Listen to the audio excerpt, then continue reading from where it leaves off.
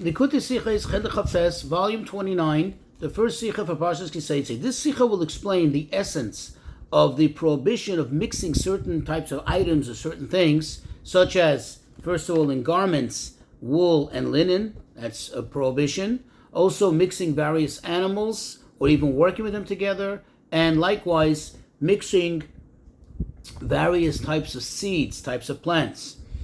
And also the similarity of all of this to another type of forbidden mixture, namely basar b'chalav, mixing meat and milk. As an introduction, so we are better familiar with some of the concepts that are mentioned throughout the Sikha. So there are three types of kilayim, meaning forbidden mixtures. And going forward, we're just going to refer to it as kilayim. Number one, in agriculture, that you're not allowed to mix two types of species. And the classical example given in the Torah is you're not allowed to mix the vine with grain, the kerem with the chita. In animals, you're not allowed to work with two different types of animals. For example, it says, L'sachrish b'shor v'chamor yachtov. You're not allowed to plow with an ox and a donkey together. And also, of course, you're not allowed to mate two different animals to create a new species. And then in garments, as we mentioned, Leisil b'shatnis, as it mentions in our parsha, you're not allowed to combine wool and linen to create a cloth from which to make a garment. Another type of mixture, which, as we said in the introduction, we're going to talk about, so I want to be familiar with it. It's worthwhile to understand that basar b'chalav, meat and milk, the prohibition min haTorah, the actual biblical prohibition is only when you cook it. When you cook it, it becomes fused together. It becomes like one, either by means that they actually kind of both break down and they become all one kind of one entity, or even if they both remain intact in their original appearance, so to speak, but still the fact that they cook together because of the heat and so on, that makes it that each one absorbs flavor from the other, thus becoming like one. Another thing to be familiar with is the idea that whenever we have a suggestive thought, a suggestion, or an initial, as we call a kosalka daitoch, something that kind of goes up on one's mind, someone that can think or suggest something, and then we look for and we find a pasuk, a verse, or a very strong source to negate it and say, no, it's not that way, that in itself is evidence that the initial way of thinking, that the suggestive way of thinking does have validity according to the Torah. Because otherwise, why would the Torah go out of its way to negate something that has no Torah rationale? Finally, the attributes chesed and gevura, as they are holy attributes, they represent two different things. Chesed, kindness, is, as it means, givingness without a limit. Also, in a great expression of it is Ava, love, in this case, love of Hashem. Gvura is restraint, right, which is the lack of giving, the opposite. What is it also, how does it express itself? In a manner of yiras Hashem, the fear of Hashem. Let's go into the Sikha. So in our Parsha, chapter 22, beginning in verse 11, it says that right after it says first the prohibition of leisil b'shatnis tzemer afishtin yachtov, that you should not wear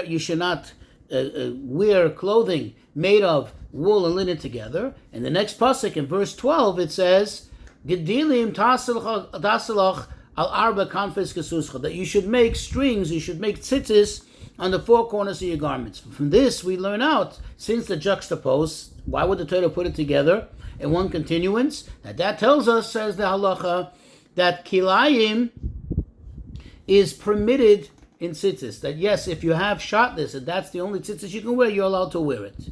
Likewise, we find this heter of, in fact, it's not just a heter, it's an obligation, also by another matter of mitzvah or kedusha, holiness, and that is the big day kahuna. The garments of the kohanim, whether the kohen gadol or the regular kohanim, with the four garments had a sash, the avneit. Now the sash was actually made of shotness. And they were not only allowed to wear it, but they had to wear it. If a kohen was not to wear it and do the avodah would be rendered pasul.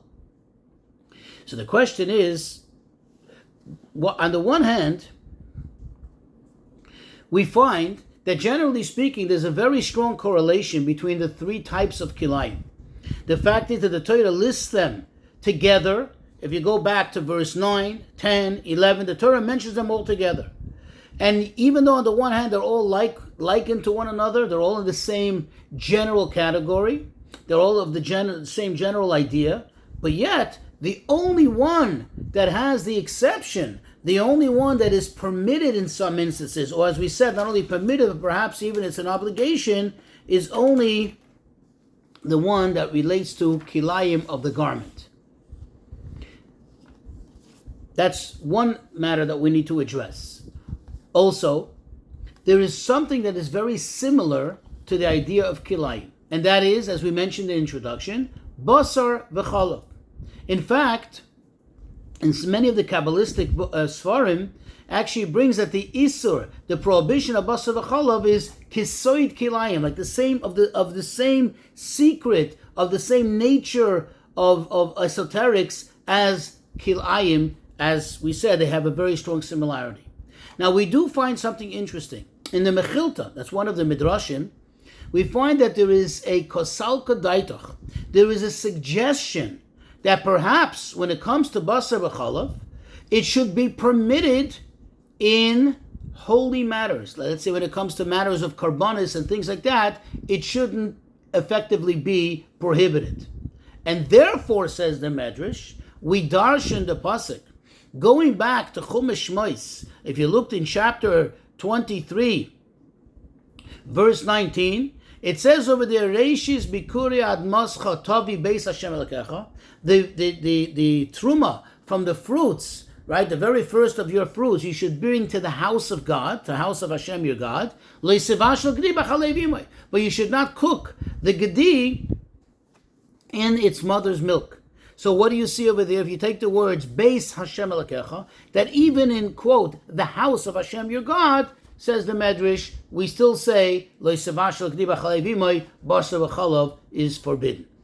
So if you want to break it down, it's as following. When it comes to the kilayim of begadim, of garments, that is wool and linen, the Torah makes it permitted, and in some cases, like I said in the Big Day Kahuna, it's not only permitted, it's obligated when it comes to matters of holiness or mitzvah, like tzitzis.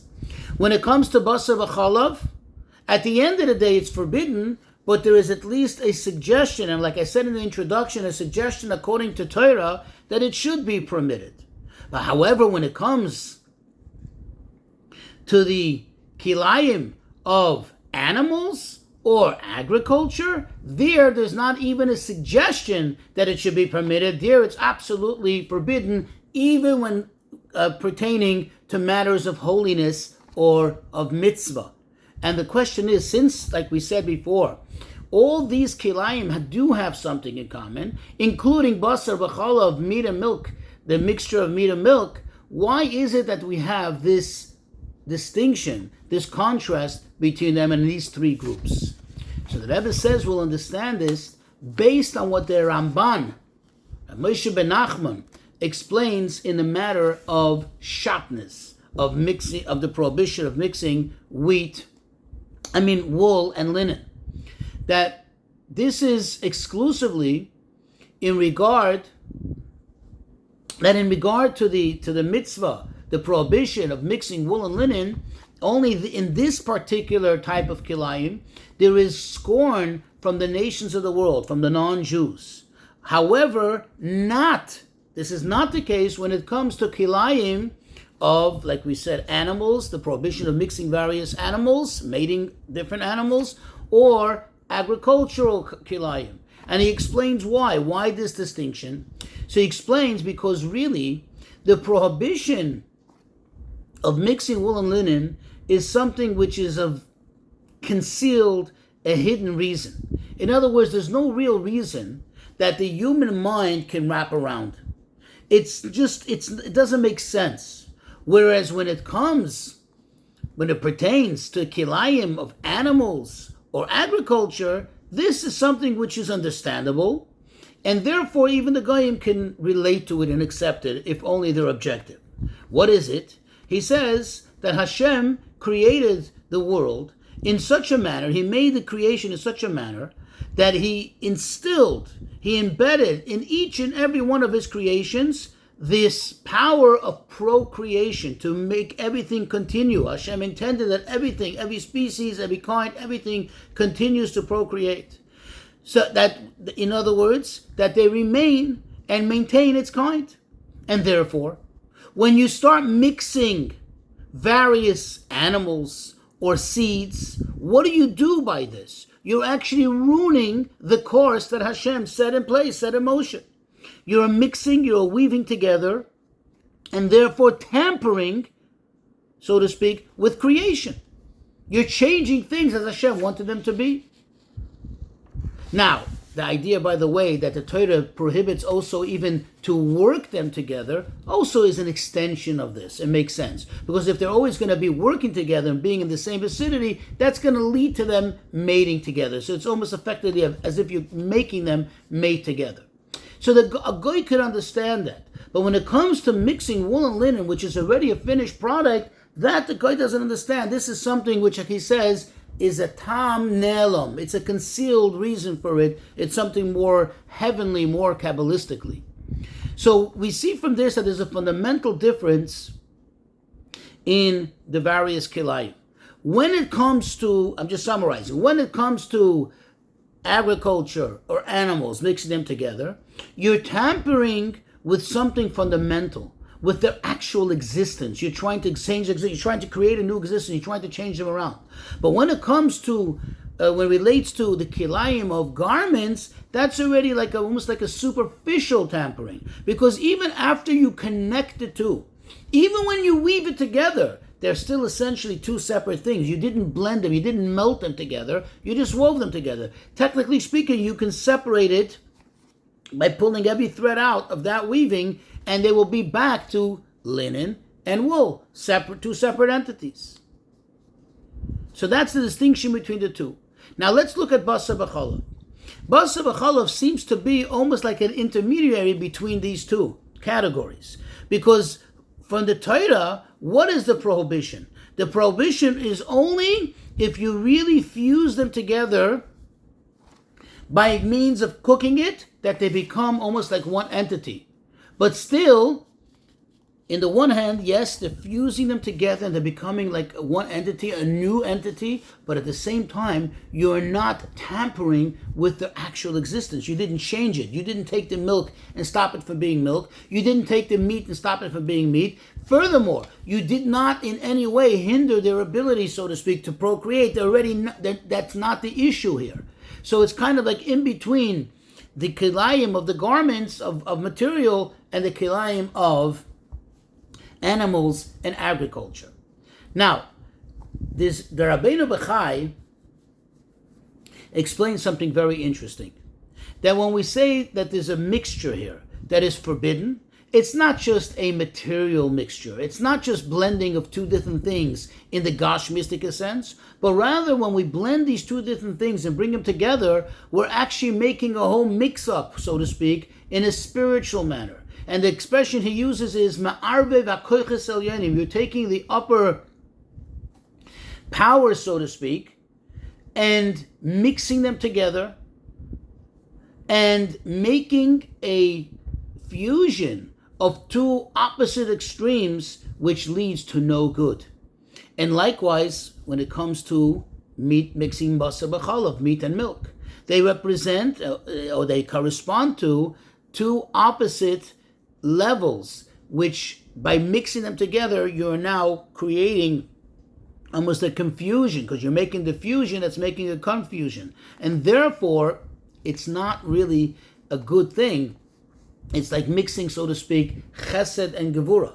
Basar b'chalav is chesed and gevura. And the same thing as the kilayim. You're mixing two opposites, which are not meant to be the same. Each one has its own identity, its own expression. And by you mixing it together, this doesn't lead to good results. That's what Rabbi Bachai explains. Now, based on the distinction we made between above, according to the Ramban, between the animal / agriculture versus the kilayim of garments, we can understand also in this matter that the spiritual powers that are being mixed up over here, also there's a difference between these two categories. In other words, there's a distinction. And we can explain it according to the following manner. In other words, we'll explain it according to the following explanation. Bear with me for a moment. Here is a question that could be asked.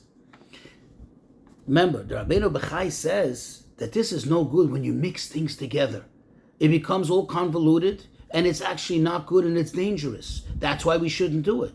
Question: isn't the ultimate ideal in the whole of Torah, in the whole of Yiddishkeit, to bring peace and harmony? That means to bring things together. This is the greatest thing that there could be.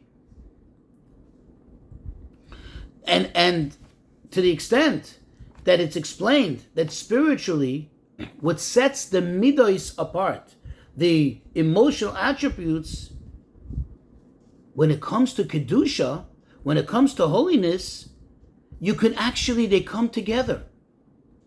They actually can complement each other. Take, for example, chesed and gvura. Ordinarily, they're two opposite things. But when functioning in the realm of kedusha, the realm of holiness, they actually complement each other. To the extent that it's explained that normally one who has ava cannot have yira. One who has the love cannot have fear, because love brings you closer, fear brings you distant. One who has yira cannot have ava. But in Yiddishkeit we know that the same person can have both, not only could have, but should have both ava and yira, and they complement each other. So the question is, why over here are we making such a big deal when it comes to kilayim? And we say no, mixing things together, fusing things together, bringing them together, not only it won't be harmonious, but it's going to lead to the opposite. Why do we say that? So we can understand this based on an explanation from the Tzemach Tzedek. The Rebbe Tzemach Tzedek explains that there's an inherent difference between the spiritual realm and the material realm. When it comes to fusing chesed and gevurah, there's an inherent difference. In the spiritual realm, ultimately, everything that's there in the spiritual world, so to speak, since they are spiritual matter, they are all batel. They have bittul, total subservience to Hashem, and everyone has, meaning each aspect, each attribute, even though they seem differently, but they have this one and most important fundamental thing in common, and that is to fulfill Hashem's will. That is to carry out what Hashem wants to be carried out. In other words, to meet that objective. And since that is ultimately what governs them, and that is the core of their existence, therefore, even though on the surface they may be different, but ultimately their subservience to Hashem, their bittul to Hashem, and the bittul to the will of Hashem is instrumental, that when they come together in harmony and complement each other, help each other. As we said before, that the same person can have ava and yira simultaneously, and there's no contradiction. However, when it comes to the gashmiistic realm, when it comes to material things, worldly matters, over there, what is really the essence? How do you describe everything in creation, every matter in this world? Hashem created everything that it should have its own, so to speak, individual existence. It should have a separate identity of its entity, and therefore there cannot be a fusion, because each thing stands alone and is not necessarily capable, especially when they seem to be opposite, to come together, to fuse together and work in harmony. And therefore, begashmius, if it's not in a matter of kedusha, of holiness and service of Hashem, either you have ava or you have yira. You can't have both. And according to this, we'll understand the difference. We'll appreciate the difference between the various types of kilayim, whether the animals / agriculture versus the kilayim of garments. You see, when you mix two things together, two opposite things together, it can have one of the following two effects. There's two scenarios that can play out. One, that they become totally batel. They lose their unique identity. They lose appearance, and they just fuse together. Each one loses its own uniqueness, its own distinction. That is, quote unquote, a matter of peace. It becomes peaceful, it becomes together, but for that they have to lose their identity. Or the other option, the other scenario that can play out is that they both remain firm, standing, so to speak, firm in their own unique image, in their own unique identity. But what happens then when they come together? That is going to result in division, discord, because they can't get along. There's no way they can get along. They didn't become one. So now you have two separate things that are clashing with one another. These two differing manners in what can happen when two things come together, two opposites come together, or two varying things come together, they get expressed into two types of kilayim. When it comes to the animals or agricultural kilayim, over there, what is the purpose? What is the objective by bringing two seeds together? What is the objective by mating two animals together? Which is to actually create a new species, to take these two, and they, so to speak, both dissolve and become a new entity. They become something new. And in other words, from two normal species, you break it away and you create another weird and distinct new species, which is obviously against Hashem's desire. It's against the way Hashem set the protocol of creation, but they both dissolve and become something new. Whereas when it comes to the garments, what happens? They don't dissolve. Both species, that's wool and linen, remain intact. They remain in their actual own self, so to speak. And therefore, since they do not dissolve, what's going to happen if they are combined together and each one represents a totally different expression, a totally different aspect of things? Therefore, the only thing it can lead to is conflict and discord. And according to all this, we'll appreciate now all the three kinds, which is the two types of kilayim and basar b'chalav. When it comes to, and why this is permitted when it comes to a mitzvah or a matter of Beis HaMikdash, a service to Beis HaMikdash, and that is when it comes to garments, since inherently kedusha, anything to do with kedusha, anything to do with mitzvah, is inherently governed by the idea of shalom, of peace, of harmony, of unity, because it's the realm of kedusha, it's the realm of Hashem. Therefore, we don't have to worry about, there's no reason to suspect that there's going to be a lack of harmony, that there's going to be discord, because even though typically when you bring two opposites together, it's going to create discord, but in this case, what governs them and overrides any of that concern is the fact that this has to do with kedusha. So the problem is solved. However, when it comes to kilayim of animals or / agriculture, over there the problem is that you're destroying, you're voiding the inherent uniqueness of each of these species. In other words, you're destroying, you're going against the normal order of creation, the normal order of the Seder HaBriah. And therefore, even if it pertains to a matter of mitzvah, or kedusha of holiness of the Beis HaMikdash, this isn't proper. Why? Because even in the spiritual realm, we're not allowed to, we're not meant to destroy the normal order of things as Hashem intended it to be. And therefore it's prohibited. But when it comes to basar v'chalav, when you have this type of mixture, this type of fusion of two opposites, over there, at least there was this initial thinking, there was this idea that maybe it is similar to kilayim of the garment, of material. And therefore, it should be allowed. It should be permissible in kachim, because it's just merely a matter of bringing two opposites together, but you're not destroying the inherent distinction between the two. However, the conclusion is based on the pasuk that says, "Beis Hashem Elokecha lo yisavashu gdi b'chalev imoi," that even there you're not allowed to, because ultimately the Torah compares it and holds it like the kilayim of animals and agriculture. To conclude, the Rabbeinu Bachai says, in regards to basar b'chalav, that when Mashiach comes, the prohibition of basar b'chalav will be batal, it'll be voided, and it'll be allowed. And what is the explanation of this, especially based on what we explained above? The fact that basar b'chalav becomes one entity, meaning after you cook it, or by cooking it, it gets fused together and becomes one entity. This is only in the material aspect of it. This is only in the gashmius, in the physical material aspect of it. And therefore, since the mitzvahs that we have now, we have to deal with the reality as we see it, as we experience it in this world. Therefore, since it appears to have been fused together, it's forbidden. But really, spiritually speaking, we didn't destroy their existence. We did not fuse them together. They didn't really mix together. And therefore, there's this idea, this thought, right? That's why we had that thought that maybe it's similar to the kilayim of garments. But what happens when Mashiach comes?